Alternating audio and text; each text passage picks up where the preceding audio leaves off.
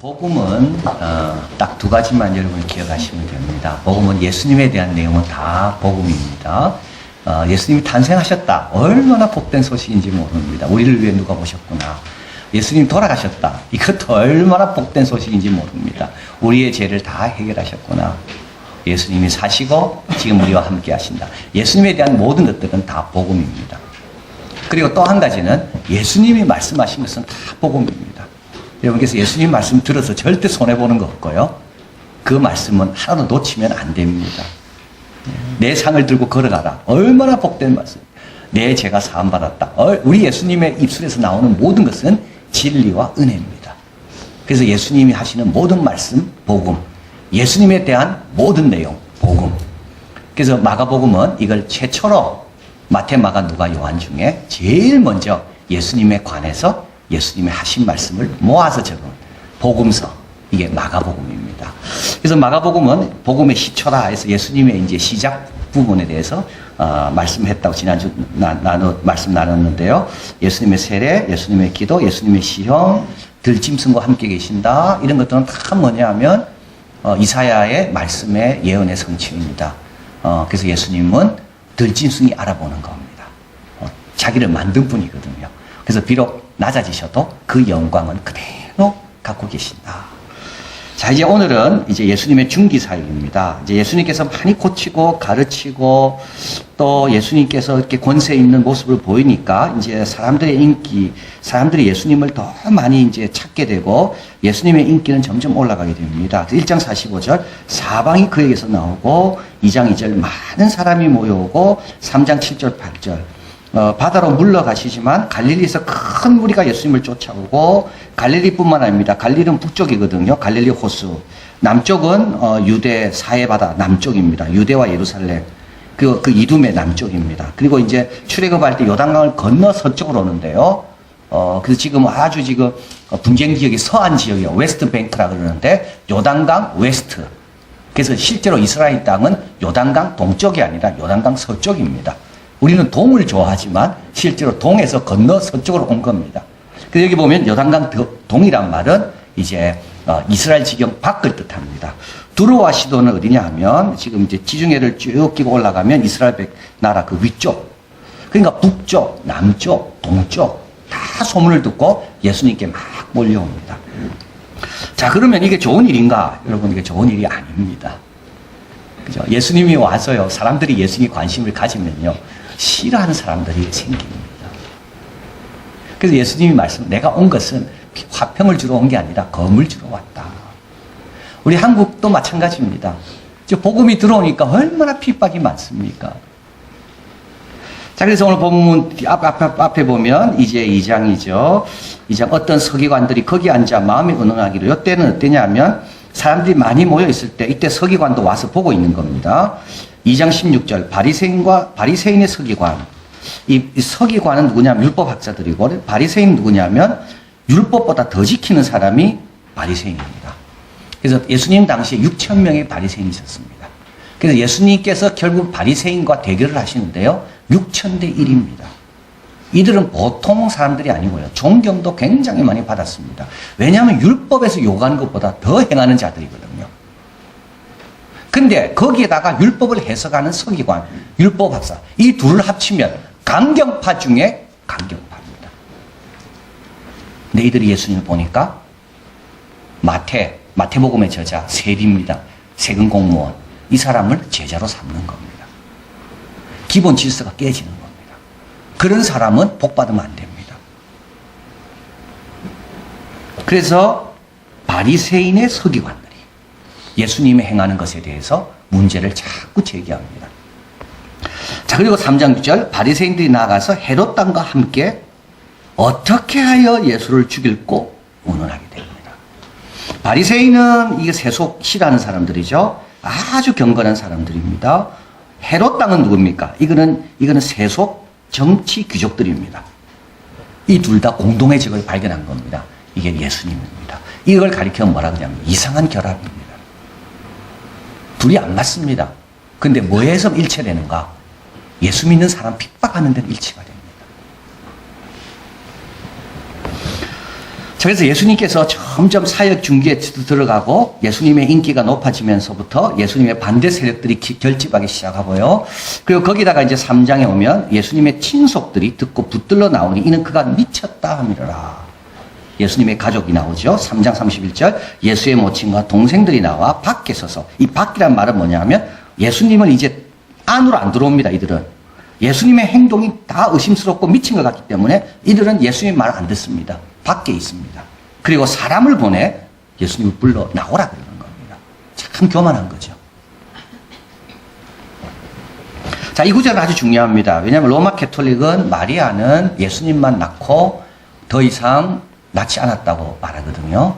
그래서 마리아는 평생 성령으로 잉태된 것 말고는 잉태한 적이 없다. 그래서 마리아를 신성시하는 겁니다. 그런데 요 마가복음은 제일 먼저 적힌 기록입니다. 예수님에 대해서 예수님의 모친과 아우들이 있었다라고 이야기합니다. 모친이 둘이 아닙니다. 모친 한 명입니다. 마리아입니다. 그 6장에 가보면 이 사람이 마리아의 아들 목수가 아니냐. 예수님의 직업이 나오죠. 부름받기 전에는 목수였습니다. 마리아의 아들, 요셉의 아들이 아닙니다. 요셉은 죽었기 때문에 예수님을 뭐로 불리우는가 하면 마리아의 아들로 불리웁니다. 그 동생 이름이 나오죠. 야고보, 요셉, 유다, 시몬. 이 중에 야고보서 저자입니다. 유다서 저자입니다. 시몬의 형제가 아니니 그 누이들이 무리와 함께, 누이들도 나오죠. 예수님에게는 동생들이 이렇게 많이 있었습니다. 근데 이들도 예수님을 처음에는 믿지 않았습니다. 사도행전에 가보면 예수님의 부활과 십자가를 보고 이들이 믿게 되는데요. 여자들이 예수의 모친과 마리아와 예수의 아우들로 더불어. 여기도 예수의 아우들의 어머니는 마리아 한 사람만 나옵니다. 자, 그래서 우리 예수님은 가족들로부터도 이해받지 못하고 또 주위 사람들로부터도 오해받고 특별히 힘 있는 사람들이 예수님을 싫어하기 시작합니다. 이게 예수님의 중기사역입니다. 이때 예수님은 어떻게 하실까요? 자, 보면 예수님은 하던 일을 계속합니다. 계속 기도하시고 계속 병자 고치시고 계속 가르치시고 계속 전도하시고 계속 죄인들의 친구가 되시고. 세 가지 이유죠. 여러분, 혹시 누가 오해하고 누가 부정적인 말을 하고 또는 누가 싫어하더라도 계속 해야 되는 것은 세 가지 이유만 점검하시면 됩니다. 첫째, 그게 선한 일입니까? 안식일 날 고치는 게 낫습니까? 죽이는 게 낫습니까? 고치는 게 낫습니다. 선한 일이면요, 여러분, 타협하거나 물러서면 안 됩니다. 두 번째로, 예수님은 죄인들을 구원하기 위해 오셨거든요. 이게 내 사명과 일치합니까? 그러면 계속 해야 됩니다. 그리고 마지막 세 번째, 예수님은 주권자입니다. 왕입니다. 남의 동의와 허락이 필요 없는 분입니다. 이게 하나님이 기뻐하는 일입니까? 그러면 상관없이 그 길을 계속 가야 됩니다.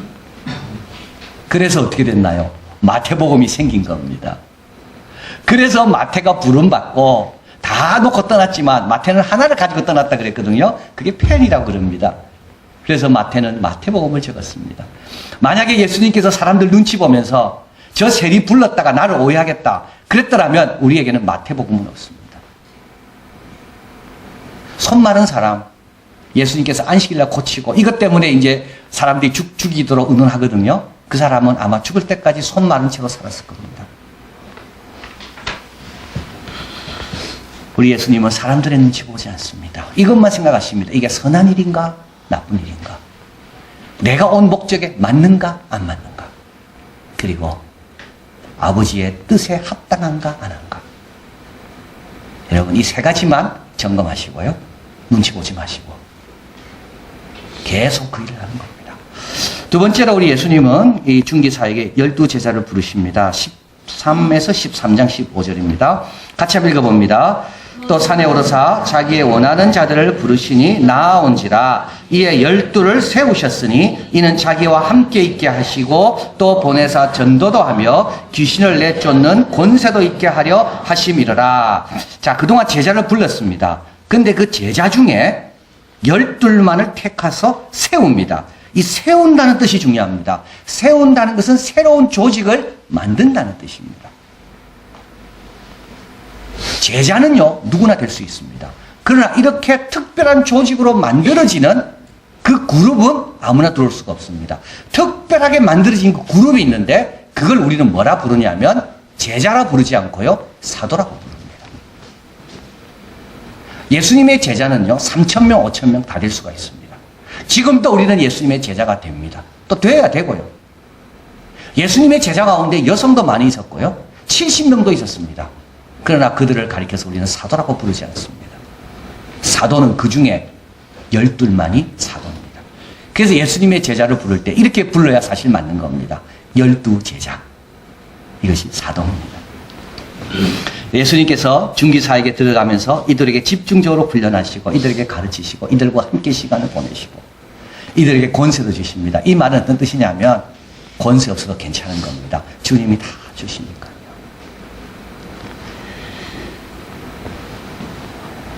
어제 저녁에 이제 최재형이라는 분에 대한 책을 읽었습니다.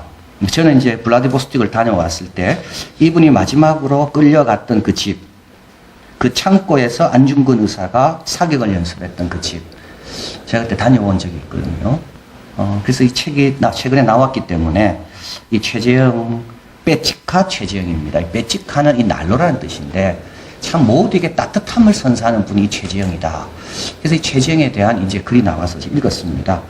시베리아 항일운동의 대부고 안중근의 숨은 공로자입니다.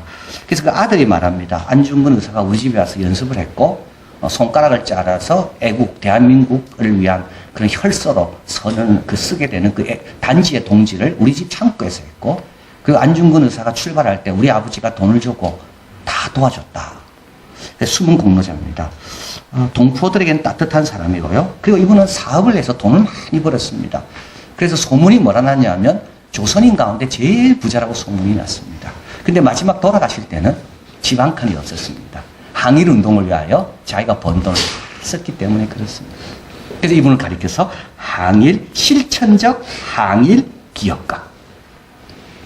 노비 출신이었고요. 1860년도에 이제 연해주로 오게 되고, 그런데 자기 형수 때문에 집에서 나오게 되고, 결국 배를 타게 됩니다. 러시아 선장이 너무 이 사람을, 예쁘게 15살이니까 보고, 그 선장의 아내도 좋게 봐서 러시아를 가리키고, 배 타고 여러 군데 다니면서 세계 문물을 보게 됩니다.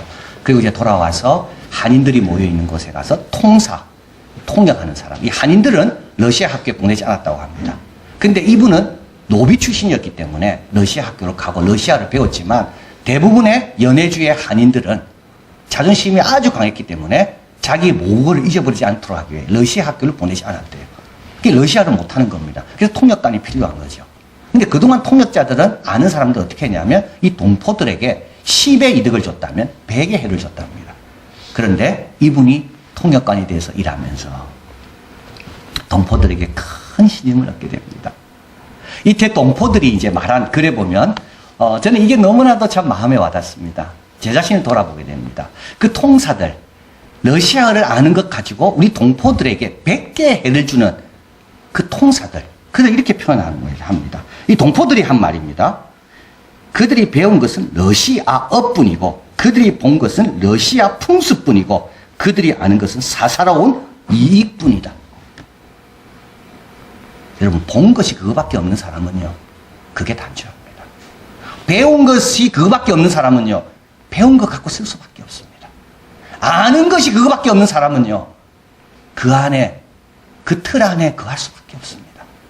아는 것이 이익뿐이요, 본 것이 러시아 풍습뿐이요, 배운 것이 러시아뿐이요. 그런데 이 최재형 선생은 아는 것도 본 것도 배운 것도 달랐습니다. 그는 러시아의 가장 대표적인 의병 조직 동의회를 조직하고 그 총재가 됩니다. 블라디보스톡에서 발간한 민족 언론 대동동보의 사장이 됩니다. 1910년에는 건업회의 총재가 되고요. 3.1 운동 이후 상해 임시정부 초대 재무총장 등을 역임합니다. 이제 마지막 1920년 4월 5일 우리 한인들이 항일운동을 많이 했거든요. 그 블라디보스토크 그쪽에. 그래서 러시아와 일본과의 관계가 좋아졌을 때 일본 사람들 들어와서 우리 한인들을 대량 학살하게 됩니다. 1920년입니다. 이때 이 최재형 선생도 끌려가서 죽게 됩니다. 최고의 부자로 출발했다가 비천한 자로 가난하게 끝났습니다. 그러나 지금도 그 집을 방문한 사람은 도전을 받습니다. 저는 이거 읽으면서 조직이라는 게 꼭 있어야 되는구나. 혼자 아무리 선하다 할지라도 뭔가 조직을 갖춰야지 제대로 일을 할 수가 있구나. 우리 예수님도 중기사역에 대해서는 이렇게 조직을 하셨구나. 12이란 특별한 상징적인 숫자, 위험한 숫자입니다. 로마 사람들이 보기에 이 12는 이스라엘 12지파거든요. 이거는 우리에 대한 어떤 위협적인 세력인가? 근데도 예수님은 너희 12명은 앞으로 이스라엘 회복에 중요한 역할을 할 것이다. 그리고 함께하고 전도도 하고 귀신을 내쫓는 권세를 주시며, 이게 예수님의 중기사역입니다. 마지막으로 예수님께서 중기사역에 하신 것이 있습니다. 이것은 비유로 가르치시는 겁니다. 4장 2절에 예수께서 여러 가지 비유로 가르치시니, 4장 33, 34절 예수께서 이러한 많은 비유로 저희가 알아들을 수 있는 대로 말씀을 가르치시고, 비유가 아니면 말씀하지 아니하시고 혼자 계실 때는 제자들, 그 제자들이죠, 12제자들에게 모든 것을 해석하십니다. 여러분, 비유는요 예화가 아닙니다. 예화는 있어도 되고 없어도 됩니다. 제가 오늘 말씀드린 우리 최재영 선생에 대한 예화는 없어도 메시지에 아무런 영향을 안 받습니다. 비유는요 예화가 아닙니다. 비유는 보조 내용이 아닙니다. 비유는 주 내용이고 비유 자체가 메시지입니다. 비유는 뭐냐면 아주 깊은 것을 아주 익숙한 것으로 설명하는 것이 비유입니다. 그래서 이 비유는요 아무나 못 씁니다. 비유를 쓸 수 있는 사람은 깊은 것과 익숙한 것을 제대로 아는 사람, 예수님밖에 없습니다. 그래서 비유는 예수님의 독특한 가르침입니다. 근데 그 비유의 주된 내용은 하나님의 나라입니다. 우리 예수님께서 하나님 나라가 왔다 그랬거든요. 회개하고 믿으라 그랬습니다. 그럼 그 나라는 어떤 나라입니까? 그래서 예수님께서 비유로 그 나라에 대해서 말씀합니다. 씨가 떨어졌습니다. 근데 그 씨는요 차고 깨고 하는 중에 자라게 됩니다. 이게 하나님 나라입니다. 겨자씨보다 작은 씨가 땅에 떨어졌습니다. 언제 보니까 자라가지고 새들이 깃드는 겁니다. 이게 하나님의 나라입니다. 하나님의 나라는 이미 시작됐고요. 지금 우리도 모르는 사이에 자라고 있고 언젠가는 크게 될 것이다. 하나님 나라의 현존과 하나님 나라의 미래에 대해서 믿어라. 이게 시비유입니다. 그리고 또 한 가지 예수님 비유 중에 비유라는 게 있습니다. 그 모든 비유를 알아들으려면 이 비유의 가르침을 자기 걸로 삼아야 모든 비유를 알아듣습니다. 이게 바로 우리로 알기로는 씨 뿌리는 비유지만 실제로 씨 비유입니다. 돌짝밭에 떨어지고 길가에 떨어지고 가시밭에 떨어지고 옥토에 떨어지고. 근데 여기서 중요한 것은 씨는 놀라운 하나님의 말씀이라는 것. 그래서요 내가 옥토가 돼야지 100배의 열매 맺는다. 자, 그러면서 우리 주님께서 4장 24, 25절 참 중요한 말씀을 합니다. 한번 읽어봅니다. 또 가라사대 너희가 무엇을 듣는가 스스로 삼가라. 너희의 헤아리는 그 헤아림으로 너희가 헤아림을 받을 것이요 또 더 받으리니 있는 자는 받을 것이요 없는 자는 그 있는 것까지 빼앗기리라. 여기에는 약속과 경고가 같이 있습니다. 어떤 약속이 있습니까? 네가 헤아리는 대로 너도 헤아림을 받는다. 네가 좋은 학생이 먼저 되라. 그러면 좋은 스승이 되어주실 것이다. 네가 먼저 좋은 종이 되라. 그러면 그분이 좋은 주인이 되어주실 거다. 네가 먼저 이 말씀을 알고 싶어하는 강한 열망, 이 말씀대로 살고 싶어하는 마음, 이 말씀을 남에게 좀 가르치고 싶어하는 마음을 가져라. 그리하면 주님께서 지혜를 주시고 깨닫게 하시고 더 깊은 곳으로 인도하실 것이라는 뜻입니다. 씨가 있어도 그 씨에 대한 나의 자세가 닫혀 있으면 그 씨로부터 누릴 수 있는 게 하나도 없다는 겁니다. 그러나 있는 자도 뺏긴다는 말은 뭡니까? 어제 은혜 받았습니까? 어제 은혜가 살아있으려면요 오늘 은혜를 받아야 어제 은혜가 오늘 은혜와 합쳐져서 큰 은혜가 되는 겁니다.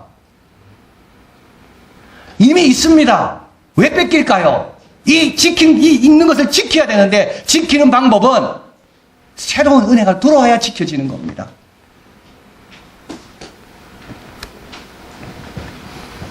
하나님 말씀을 받을 때 어떻게 받아라? 바로 이겁니다. 너의 헤아리는 그 헤아림으로 너가 받는다. 깨달음이 없었습니까?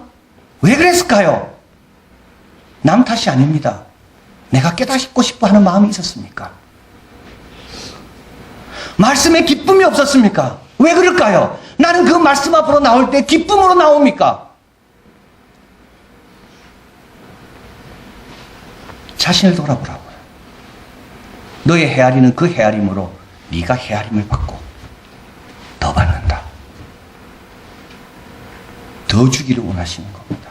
자, 여기서 우리는 이제 다 이해가 됩니다. 왜 예수님은 계속 씨를 뿌리실까요? 방해하는 사람이 있고 위협하는 사람이 있고 조롱하는 사람이 있고 부정적인 말을 하는 사람이 있어도 예수님은 왜 뿌립니까? 그 씨가 너무 귀한 씨이기 때문에. 우리 예수님은 왜 제 아들을 양육하십니까? 그 씨를 뿌린 사람들이거든요.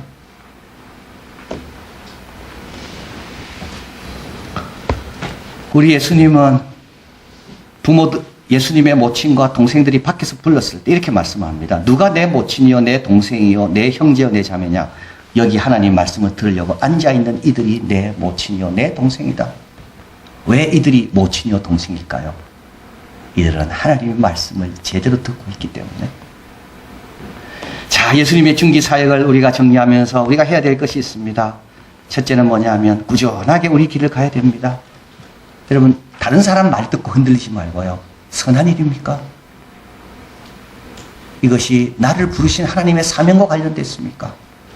그리고 아버지의 뜻입니까? 여러분, 끝까지 가면 됩니다. 그럼 어떻게 됩니까? 예수님의 동생들이 결국 야고보가 야고보스를 접고 유다가 유다스를 접는 겁니다. 두 번째로 우리는 그 나라가 이미 시작된 걸 믿고 또 계속 기대해야 됩니다. 오늘 본문에 가보면 이런 말씀이 있죠. 4장 22절. 드러내려 하지 않고 숨긴 것이 없고 나타내려 하지 않고 감추인 것이 없다. 이것은 뒤에서부터 해석해야 됩니다. 숨긴 것은 이유가 있다는 거죠. 드러내려고 하려고 숨겨놓은 거고 감춘 것은 이유가 있다는 겁니다. 나타내려고 감췄다는 겁니다. 만약에 나타내는 뜻이 없다면 감추이지 않겠죠. 그냥 버리면 됩니다. 왜 감추고 고이고이 간직해 놨을까요? 언젠가 나타내려고요. 우리도 그걸 잘 지켜야 되고 이 믿음, 이 기대를 늘 갖고 있으면 언젠가 다 드러나고 나타나고 우리 생각 이상의 열매를 맺게 된다. 그리고 마지막으로 예수님의 말씀 앞에 늘 겸손히 감사함으로 받아야 됩니다. 가장 영광스러운 자는요, 예루살렘에서 온 서기관이 아닙니다. 예루살렘 출신이라고 아는 게 아닙니다. 성령으로 아니하고는 누구든지 알 수 없다 그랬습니다. 제일 영광스러운 사람은 예수님의 말씀의 가치를 알고 그 말씀 앞에서 열린 마음으로 그 말씀을 받는 자가 제일 영광스러운 자입니다. 우리의 길을 끝까지 가고 믿음과 기대를 잃지 않고 그리고 주의 말씀 앞에 겸손히 나갈 때 이 생명의 씨가 떨어져 100배 열매 맺고 또 우리를 통하여 복음의 열매가 많이 맺히게 될지도 믿습니다. 사랑하는 하나님 감사합니다. 저희들이 배운 건 뭡니까? 저희들이 아는 건 뭡니까? 저희들이 본 거는 뭡니까? 오늘도 주님의 말씀을 보았고 주님의 사랑을 알고 주님의 길들을 배웠습니다. 배우고 아는 일에 거하라 그랬습니다. 우리도 이 안에 확신이 거하는 가운데 그리고 이미 얻은 것 위해 더 얻기 위하여 늘 겸손히 충성스럽게 주님 앞에 나가면서 주님께서 우리를 채우시고 약속을 이루시고 또 우리를 통하여 주의가 변화되는 놀라운 역사에 그 자리에 늘 있는 우리들이 다 되게 하여 주시옵소서. 예수 그리스도 이름으로 기도하옵나이다. 아멘.